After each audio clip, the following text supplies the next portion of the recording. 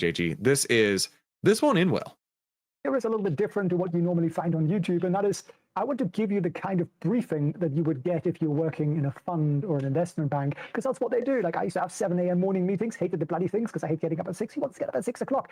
But what we'd have is like these expert people who've traded the market for decades, and they'd share with us exactly what just happened and the best way to understand that. And part of that is the information, the research and the analysis of all the other investment banks that sort of gets cross-shared and cross-pollinated. Now, the problem with this is that it doesn't ever reach you, does it? Retail investors never get to hear about it. They just hear some sort of dumbed down version by mainstream media about a week later. And what I want to do here is make you the best informed investor out there. And secondly, encourage you to also become the best educated investor, because there's a difference between information and news and how to use it. But then secondly, we need to add skills to it. And then we also need to add the mindset to it. We're not going to achieve all of that here today, but at least we're going to work a lot on the first two in the next couple of minutes. So that's something that you think is going to be massively useful for you to understand what's driving the market today in the coming weeks. Then write useful in the chat. And I'm going to walk you through the following here, which is this. Wall Street has just flipped, right? Yesterday, we saw a massive uptick in a lot of the higher risk names, and there's a reason for that. And I'm going to explain to you exactly what that reason is, because that's important. And then secondly, everyone's asking, and everyone wants to know, is it time to buy the bounce on stocks like NVIDIA and Palantir and Tesla and all the big tech stocks? And I'm going to give you the answer to that as well. And then I also want to explain to you why Wall Street just said, one of the biggest banks out there just said that the real risk is to the upside. But, and there's always a but, isn't there? There is a warning from same investment banks that literally no one in retail is aware of. Like, if you ask 1 million people today on the street, no one is going to know that information. You will by the end of it, and I hope you're going to spread it, because that's how we make other people smarter. And then 2 more items, which is the most important chart of the day, and that's the real like bottom line here. I want you to make sure you've got that ingrained. Take a screenshot when we get to it, and then also what stocks to be actually buy now. Okay, so let's talk that through. And should we get cracking? I think so, right? So this is JP Morgan, and they basically just came out with, well, we think the worst is probably behind us. Now, I have a probably there for a illegal disclaimer, but let me explain to you why. So their analysis rests on this, and this is a screenshot that I've taken from a software that we build, which is called TradeVision, for which you can get a free trial. And again, I built that because when I was working inside of a bank, and I was really lucky to land there, like, I had no idea before, like no idea when to buy or sell or what to buy or sell, but I got this job. And one of the things that I did was collate all this data, and my boss was the guy in charge of finding trades, like every day, every single day. So I was his mini-me, and then I therefore have to prepare the data and find the ideas and then show them to him. And we had this amazing data, and it costs like $100,000 a year. So I appreciate that's unreasonable for most people to pay. So we therefore built TradeVision. And again, there's a link down below to a free trial there. And it just helps you find better trades. It helps you find better exit points. It helps you. Dude, we've listened to him talk about TradeVision for like 64 seconds now. Get to the point. Track your portfolio. It gives you an insight into the you're using it, or you're already you're about to sign up. So what are we looking at here? Well, there's a little thing down here, that squiggly line, that's called RSI. It's basically an indicator. When it's really high, Wall Street says we're overbought, and when it's really low, Wall Street says we're oversold. Does that make some sense to you? Again, if that makes okay, I want to jump in here real quick, because there was a point in time where I tried to trade the RSI indicator, and let's break this down. Relative strength index. Okay, so it's in this lower box down here. Now I'll move my big old fat head out of the way so you can see. Yeah, I also was having a hard time hearing him. I wish that he had better sound. So that's what I was saying more. He always has something to sell. I know he's a great investor, but he comes off a little pushy. Yeah. Listen, some of his stuff is really good. The last one we did wasn't. I'm hoping this one gets better. But let's talk about RSI. So RSI is this indicator down here. Now, here's something I need you to understand. If it goes over 70 and it goes into the overbought territory, quote, overbought territory, that does not mean start shorting. Under no circumstances does this mean start shorting. This is the relative strength to itself. So if the relative strength is really high, that means this thing is printing money. And the last thing you want to do is start shorting it as it's printing money. Now, I'll give you a great example of this. There was a few years ago. Let me see if I can find it. It was on the SPY. And I thought I was a genius. And so this is why I can relate to this. I thought I was a genius, and I started shorting the SPY. This was in the teens, somewhere in the teens. Probably like 17, if I had to guess. There. What do you know? 17. I thought I was an absolute freaking genius because I started shorting the SPY, as you would expect from listening to my history, shorting the SPY by selling calls at this point. Now, listen, even though we've detoured from Felix's video, this is why I do this, because it prompts conversation, by the way. It allows us to now have a teaching moment around something that can benefit you. This is not just about watching video and criticizing other videos. Do you realize that had Felix not brought up RSI, I wouldn't be able to tell you about how risky it is to start shorting a stock as it is printing money. So I like this. That's why I like this content, because then I can use that as jumping off points. So back to this. As you can see, the RSI got super high. We're talking 80, 85. Where was the peak at? 87.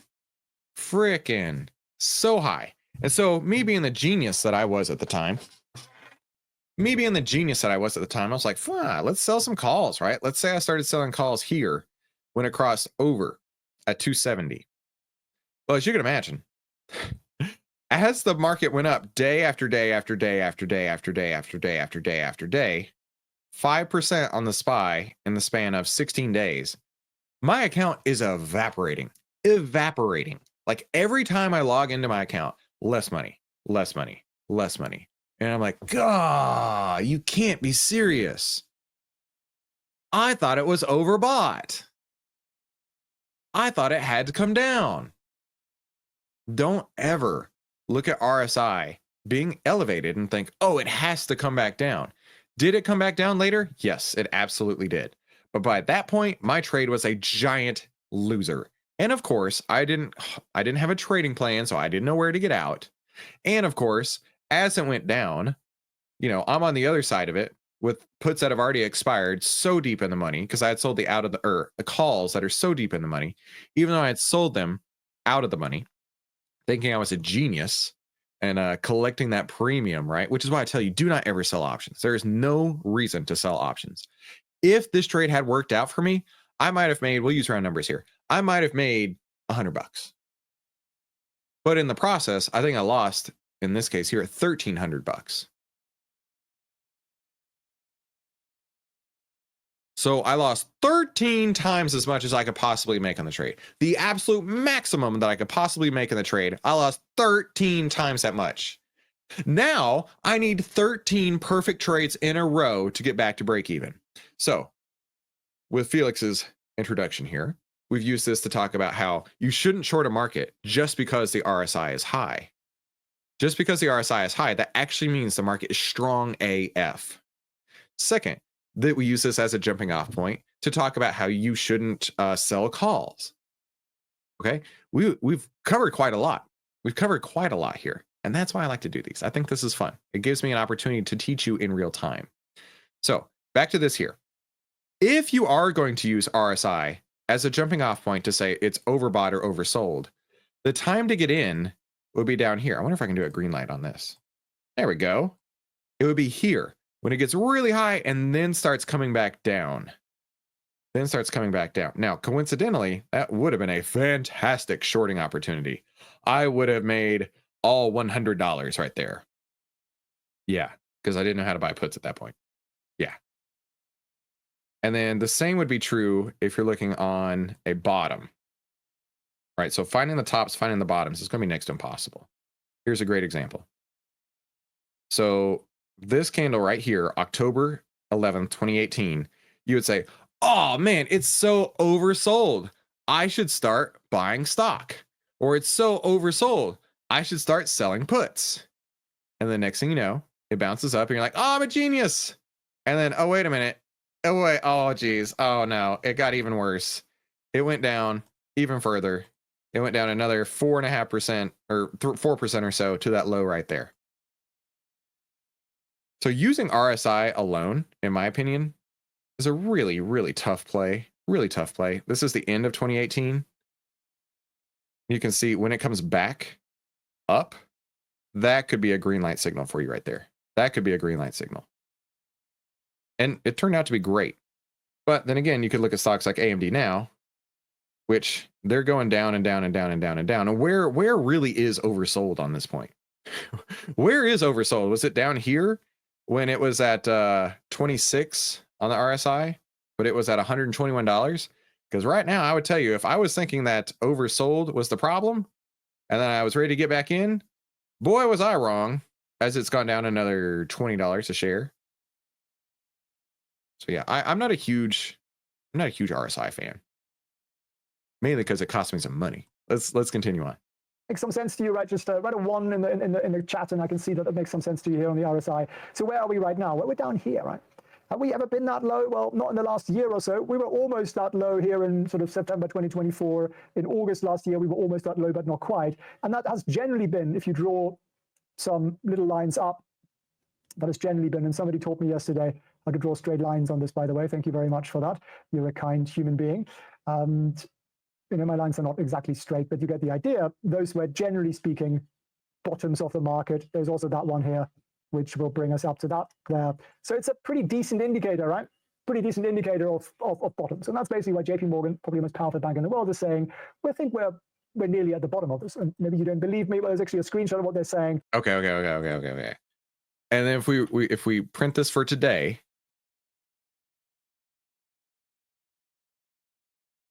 are we in oversold territory? Yes. Does that mean this is the bottom? There's no way to know that. But comparing to AMD,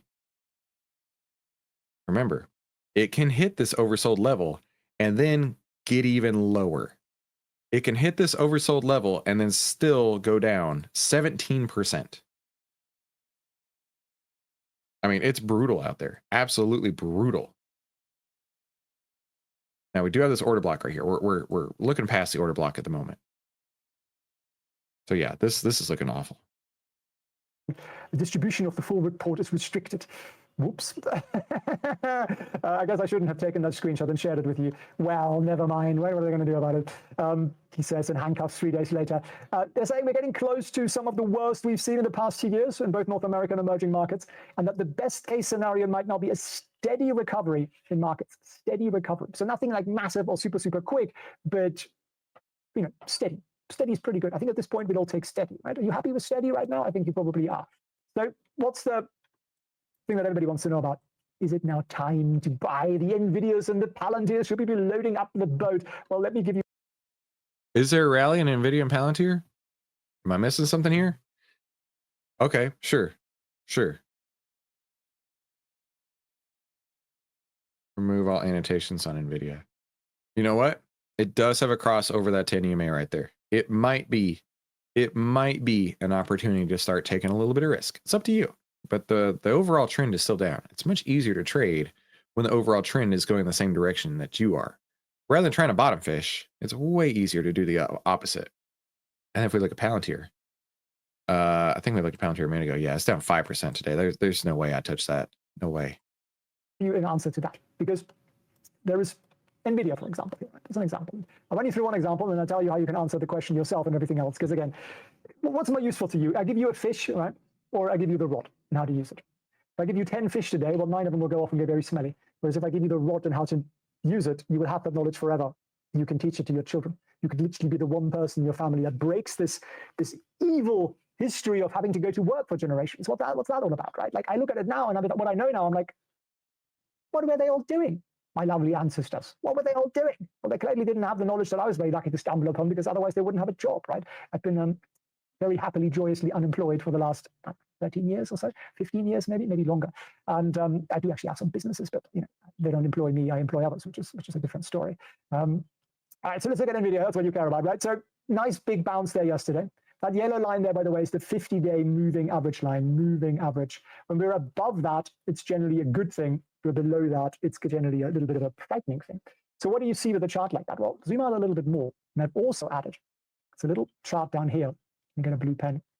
This thing is called the Mansfield RSI. It's kind of out of fashion. It's been around since the 70s when people were drawing charts by hand. Seriously, what traders did. They would look up the newspaper, what the stock price was yesterday, and then they draw their own charts. They look at the highs, the lows, and they'd color it in. Fun times, I'm sure. I'm not quite that old, if that's what you were thinking. But what are we seeing here? That Mansfield RSI is starting to move up again. And to me, that is one of the rules I look at, one of the criteria of, is this something that's moving in the right direction? So this, for me, is a check mark. But we're below the 50-year moving average line. For me, that's a fail. And I'm also not seeing enough volume, which for me is also a fail. So I've essentially got 1 out of 3 right. So I'm going to wait for the other 2 to be right. And that's when I'm going to buy stocks like NVIDIA. This I like.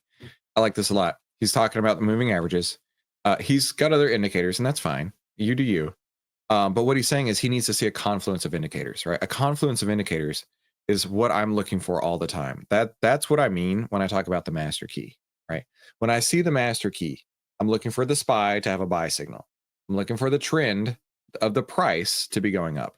And I'm also looking for the market breadth to be going up. That's a confluence of indicators. That's more support building in your direction. Now, you'll notice what I say here goes a lot with this adage right here. Now, I didn't come up with this. This is from Steve Cohen, co-owner of the Mets and one of the market wizards. 40% of the stocks move is due to the market. 30% is due to the sector. Oh, over there, the sector. So you got 40% on the market, 30% on the sector. And then the last 30% is the stock itself. So how is the one stock in particular looking? All of this is built to add confidence to a trade, but it doesn't mean that it's going to work out. Of course not. But it at least sets you in the right direction. At least sets you in the right direction. Bye, Ozzy, and have a good day, my friend. Yeah, or Palantir or others at these levels. And if you want to actually understand that, like really understand that at a deep level, where you could teach it to other people and help other people get financially free, then I'll give you the very rules, full explanation. Now, I'm not going to do that here because it'll add 15 minutes to this video. Of course, you wouldn't do that here. Daggum. There was a point in time where I actually got a lot of good, information out of these Felix videos, but I swear half of these videos he's just talking about his master classes and stuff. The real risk, and I put this at the top, is potentially a massive rally. So what's this based on? And again, I asked somebody yesterday whether I should show this to the world, and they said, "Are you mad? No one's going to watch your channel if you show them charts like this." As he's a friend, he has anyway, actually I mentioned the name, but he has a YouTube channel, and he's probably right. But I think you can handle it. I think you're a smart team if you're still here after all these charts and all this data. And I think you actually want to understand what institutions look at, because they're the guys with most of the money. So we need to understand that side of things. Now, this is what we expect options dealers and the leverage ETFs to do. So options dealers are the guys who basically run the market makers. Leverage ETFs are ETFs, so exchange traded funds that are leveraged. So they're kind of crazily risky things. And what we're looking at is if the market goes up 3%, or say 5%, or even 10%, can you see how much the market would go up by? Like 7%, or rather the billions that they're going to buy would increase here by, sorry, it's not percent, it's billions. So this is 7 billion. If it goes up by 5%, they will buy about 13 billion. And if it goes up by 10%, they're going to buy 31 billion. So why does that matter? Because understanding where the money flows is very, very useful. So what if the market goes down? Well, if it goes down 3%, they're selling only, say, 5 billion. If it goes down 5%, they're selling 7 billion. If it goes down 10%, they're selling 10 billion. So a lot of what the market is about, and a lot of what the pros look at, is they look at what's bigger. Where is there the greater movement likely to be? Up will be a lot bigger because it's 31 billion up, only 10 billion down for the same movement. So essentially what this is showing you, that hedge funds and options dealers and so on, they've already sold. They've sold the most they've sold in years, in many, many years. It's quicker than ever. And therefore, they haven't got that much left to sell. And that's a good thing, because if we do go up, they're going to buy a heck of a lot. They're going to catch up. Okay. So he's saying that, let's look at a couple of examples. Apple.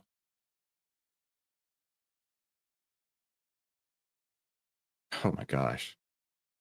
That's brutal. This is a $208 stock today. A couple of weeks ago, this was a $240 stock. A couple weeks before that, this was a $260 stock. In my opinion, there is no bottom of this. There's nobody left to sell until we see prices start to reverse, right? Because it's not you and me, retail, that are causing these moves. It's these big players that he's talking about here. Let's go to another one. Let's look at this one in Outliers. NVIDIA, yeah. There's NVIDIA. Right, NVIDIA is going down. We can see that.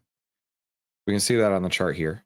We can see that in the fear and greed index, right? We can see the the fear on this is at 18. That's extreme fear right there. 18 is extreme fear. But that doesn't mean now's the time to get in. In fact, if you look at this cartoon, right, this is when we see the most screaming. But that doesn't mean it's the bottom. Because just like Tesla, right, we could see a ton of screaming right here. And then it still goes down. How much? This big red candle here. It still goes down. How much? Another 22%? So in my opinion, we can't tell the market where it's going to bottom. We can't tell the market where it's going to bottom. Apple will reverse. It always does. And it may. I'm not saying it won't. I don't have Apple saved over here. Hang on. But it may reverse. It may reverse down here. It may reverse at 160. And you want to see the market cycle. You want to see a market cycle. This looks eerily familiar to this. Right? You've got your stage 1-ish over here. But then you got a real nice stage 2. A really prolonged stage 3. And now this looks like a stage 4 to me. And we don't know how far this goes in the stage 4. And that's why I say this is the wrong channel to look for predictions. We can only trade the trend that we see in front of us. In fact, one of my mentors, Minervini, he says, I'm not in the business. Wait. Those who ask me where the market will be in a year, or what level the S&P 500 will bottom, totally misunderstand what it takes to be a great trader. I'm not in the business of responding. I can't read. I can't read today. I am in the business of responding. Not prediction. Telling the future is impossible and unnecessary. Trading is a now business. And the now business in Apple is that it's going down. The now business in Apple is that it's going down the slope of hope, which is where the monkey hammer lives. And because of that, because of this, it doesn't matter what sort of fundamental you could ever come up with. Because we'll stop Felix's video here. But it doesn't matter what sort of fundamental you could come up with. You could say that Apple has the greatest product line ever. They're going to release a new product, and it's only going to go up from here. But the problem is that the price is going down. If the price is going down, that's the only way that you're going to get paid. Only way you're going to get paid is if price is going up. So we'll end Felix's video here, but let me introduce myself real quick. I know I'm just a random guy on the internet with a lot to say, but my name is Christopher Uhl. I've twice been awarded top 100 people in finance. I was mentored by 5 of the market wizards, the best traders of all time. I've been successfully trading since 2009, and this is where outliers like us save time, make money, and start winning with less risk together as a team. Now, I don't know. I don't feel like ranking this one. When I come to these videos where I don't get a whole lot out of it, good or bad, I don't like to rank them. So you can rank it if you want to. I'm going to skip the rankings, but I do want you to subscribe. I mean, my takeaway on here is buy Trade Vision, go to my masterclass, and that just frustrates me. There have been some really good Felix videos, but this is not one of them. And hear me out. Of course, I think it'd be great if you bought Outlier, but you don't have to. I will give you more in every single live stream that you come to for free. And you don't have to pay anything to me. My only ask is that you tell other people about it. There are 321 of you watching live right now. 321 of you could each go out and tell people. Each of you go out and tell 2 people about today's member highlight.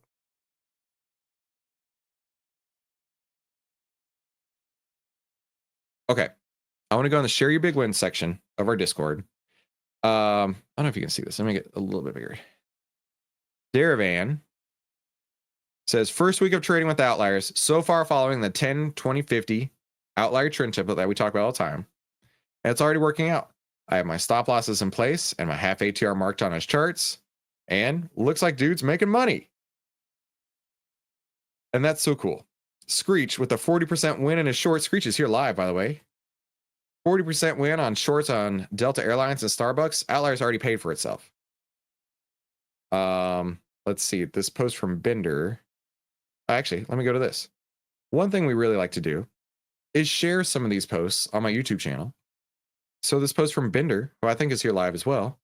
Hey, good day, everyone. I want to share my big win. My big win is that since I joined all you excellent folks and started learning from Chris, I am now 100% in cash right now. Not putting any risk into this crazy market, not losing my house, not losing my wife, and best of all, not losing his truck. But sitting in cash is a trade. And only price pays. Waiting for the market to tell me when it's going his way. Right? This is the kind of stuff that I love to share. I love to share this because I want to share these transformational stories. People who have come from other channels. Maybe you've come from Invest with Corey, like we saw someone talking about that earlier. Maybe you've come from Jeremy. Maybe you've come from Felix. Wherever the case is, YouTube has finally started to put me in your feed. And because of that, we are changing lives. We are changing lives every single day. And I don't take that lightly. This is what I was put on earth to do. Okay? I'm just excited I get to do this with you. Does Outlier have dark mode? Daggum, yeah, it does. Daggum, yeah. You go over here to settings, I believe, and you hit the dark mode. And then you're like Batman. You were born in the dark. Then you put it back to light view because I don't like it in the dark. Bender, he's still got his truck. Let's go. He is here. Very, very cool. And Daravan shared with 2 people today. Thank you for doing that, right? Because the first rule of Outlier is you tell everybody about Outlier, right? And you share your stories in the Discord. Tell everybody you know about Outlier. Now, real quick, what is Outlier and how does it work? Well, Uncle Warren used to say, be fearful when others are greedy and greedy when others are fearful. Outlier shows you if investors are acting irrationally fearful or greedy and by how much, allowing you to get into the stock before the Outlier move happens. Now, you can save time, make money, and start winning with less risk over Outlier.com. You can get the annual pass for just 82 cents a day, which is 64% off the regular monthly price. And if you're in your trial and you want to upgrade, just shoot us an email and we'll take care of it from there.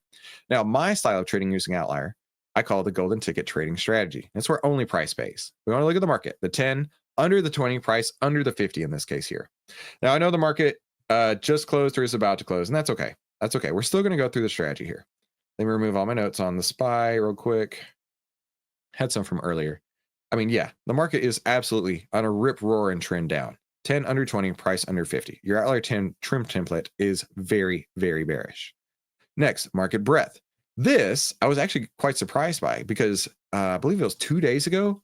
We had a bearish crossover on market breadth, which I thought might be some short coverings. And you can go back to the receipts. I said, I think we got a little short-term bounce right here. And we did. It wasn't long-lived, but we did. When we zoom in, way in. These are the new charts, by the way. These are great. You can see it actually crossed over and then back under. So we now have a bearish cross. Look at that. Look how cool this is. You can zoom right up in there now on these new charts. So the bull list percent, this is the number of stocks we have with buy signals, okay? Now, adding the 10 EMA shows us where these crosses happen. You can see it went down and it peaked over for a moment, and now it's back below. So it's still bearish. I shouldn't say still. It is now, once again, after 2 days, once again, bearish market breadth. So that's cool. What does that mean? That means the master key's unlocked. We have a SPY sell signal, a bearish market trend, and bearish market breadth. So the next step for me is to run the screener. Now, we do have a couple new settings in Outlier. We recently upgraded the fear and greed map to go from 0 to 50 on fear and 0 to 50 on greed to now it's just a scale of 1 to 100. Makes it a lot easier. So I made a couple changes on here, but let's go through it real quick. I look at all sectors, all industries. Outlier signal return, I only want to be positive. What do I mean by that? We could look at, in fact, let's go to the watch list here, and I'll show you what I mean by that. I go to a bear list, and I look at, like this one right here. I looked at this earlier, so I know it's true. The Outlier signals will tell you with an instant back test. Right up here, you go to performance summary, and it'll tell you how the Outlier signals performed. On this one here, it didn't work out that great. It was 49%, whereas buy and hold was at 12. Negative 49% where buy and hold is 12. And that's why you go over here to positive only, and then you can filter for the signals that have shown to work. 47%, 67%, 119%, 16, 57, 31, 950, 44. You get the gist. So you're filtering for only positive returns. Next, 30-day average volume. I like to be over 1 million shares with a sell signal. So I'm not buying something with the sell signal. And then I do like to have 5 days, 0 to 5%. Let me apply that filter. Meaning getting in before the outlier move happens. Next, I look at all market caps. I look at the price range over $20. I look at the fear and greed heat map. In this case, this is new. Like I say, it went from 0 to 50 on fear, 0 to 50 on greed. And now it's basically, if it's short, I'm looking for anything that's less, or I should say 10 or greater. 10 or greater. Moving down on the heat map. So it's getting more fearful. That's what it means by moving down. And then the downtrend indicator, these backgrounds over here, that would be a downtrend, that would be an uptrend, this would be sideways. So these are my setups on the screener here. Now, CHRW actually passed. And I was like, wait a minute, CHRW, what is this stock? So I went and took a look at it. I went and took a look at CHRW, and I was like, all right, let's take a look. Let's zoom in. We can see we got the sell signal today. We can see the fear and greed heat map right here. We're at 42.72. And we can see the industrials is getting more fearful. So all this looks sharp. But then when I went to the chart, CHRW, when I went to the chart, didn't work out so great because it's inside this soon to be called outlier block. So this is one I would not take because of this outlier block. And here's the deal. I have no FOMO whatsoever, because this is how I trade. At some point, there will be setups. And at some point, I will go hard and deep into those setups. Probably shouldn't have said it that way. But I will go into setups with big size because I'm okay with that. I know the risks that I'm taking. I know where I'm going to get out. So for me, there weren't any setups today, but that's okay. I want to hear what you're looking at today. I want to look at what you're looking at. Ask Krill B. And now I know Carlos Santana. I know it's not Carlos. I can't remember Mr. Santana's first name. I wanted to look at SCHD. I think it was SCHD. Let's look at your stocks. Let's see what we can find. Oh, please put in the name of your stock and long, or the name of your stock and short. That makes it a lot easier. I know it wasn't Carlos Santana, but I don't remember your first name, my friend. I'm scrolling up to see. It was, who was it? Alex Santana. There we are. Alex Santana. I remembered you, my friend. If you wouldn't mind remembering me and telling everybody you know about it. Okay. So we're looking at SCHD. Has a sell signal out there still. And the fear and greed heat map went from about 66. And moving down the way, it's currently at 50. So it's about to tick into fear. The constituent map of SCHD. What is in SCHD? You can actually click this little button up here and I'll tell you. The Schwab US Dividend Equity ETF. And it tells you all kinds of what's inside. It's a long, oh my gosh. Who reads all that? Ain't nobody got time for that. But so yeah, all the constituents that make up SCHD are also getting a bit more fearful here. Now, a couple things that's also handy is that on ETFs, you don't have all the details over here, but like you could look at NVIDIA over here. You can actually see analyst ratings. That might be something you're interested in. You can see the analyst ratings right there. But I was actually going to pop over and look at that, but I don't see it here. Any news on SCHD? We've got some negative news, some neutral news, some positive news here. So nothing really. Oh, you could actually click it and go right over to it. 3 Schwab ETFs to buy with the VIX on the rise. SCHD could be the one. But in this case, this would have a sell signal for me. So thank you, Mr. Santana. Alex, tell everybody you know. Roland says, thank you, Chris, for your detailed explanations. Very much appreciated. You're welcome. This is what I do. I love this. I love this so much. BBAI.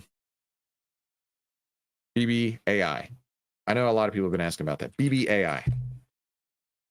Oh, we don't cover BBAI. Let me double check that. I typed it in right. BBAI. Not yet. So we do cover 2,500 stocks, and the ones that we don't cover, we don't have enough data to pull in for them just yet. But I know Mahesh has a plan where we will be pulling in more stocks. And even if we don't have all the data we need, we'll basically be able to populate this entire thing with the exception of the fear and greed map. So look for that soon. I don't know when, but soon. Okay, if we look at BBAI. Oh, man. Oh, hey, here's a red light, green light situation. So let's go back to the red light, green light. Close over the 10, consider that a green light. As I click the red one, hang on. You go over here. Close under the 10, over the 10, I should say. Consider that a green light. It doesn't mean it's going to work out, but it's at least above the short-term trend. And you can see right here, that was the first time I closed over. It did not close under again until this candle. That would have been your exit signal right there. That would be your green or your red light. Only a 90% gain. Here's the other thing. Here's the other thing. It could have absolutely been worse than a round trip in this case on BBAI.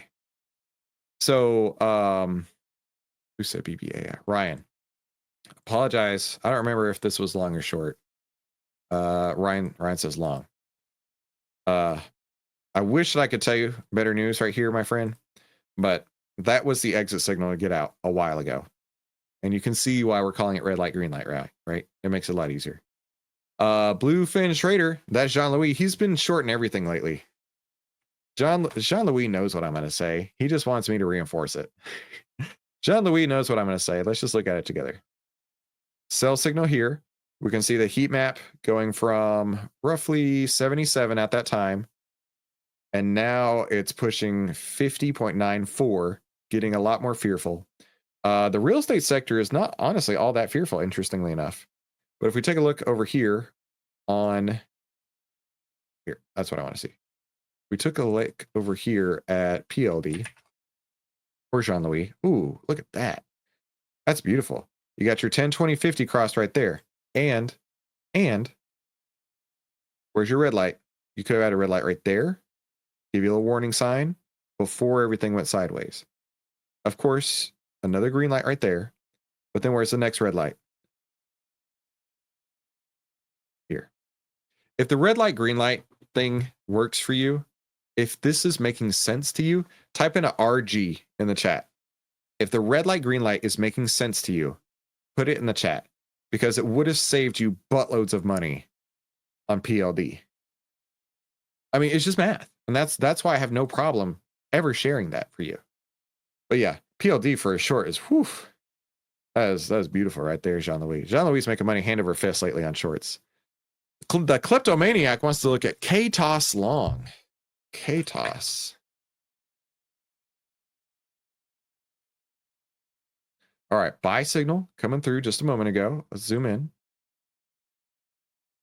You can see here, it got so greedy, up at 89 out of 100. Sell signal came through.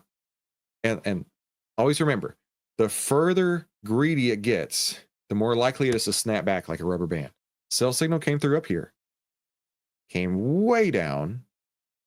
Buy signal came here at 18. Well, not at 18, but peaked at 18. Peak fear at 18.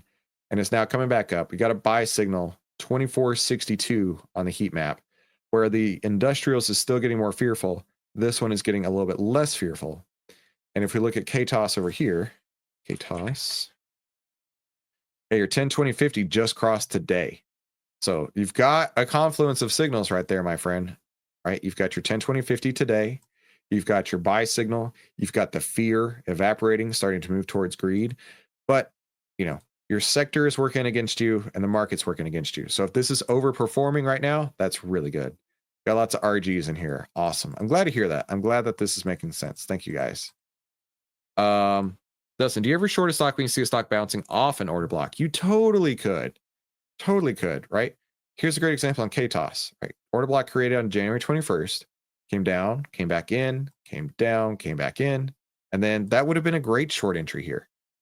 But this would be counter trend trading. This would be counter trend trading. And that's not something I would do. It's just not. But it may work great for you. It may work great for you. Even more RGs are come through now. Thank you, guys. Okay, let's see.